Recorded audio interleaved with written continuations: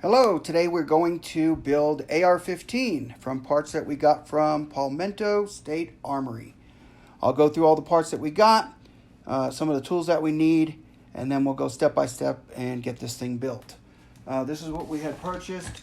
This is the upper from this build kit from Palmetto, bolt included.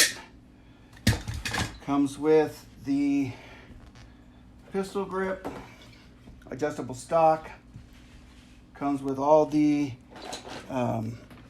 parts to build. This is your buffer tube and your buffer spring, trigger guard.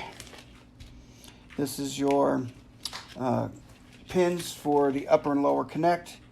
This is your switch, safety select, magazine release.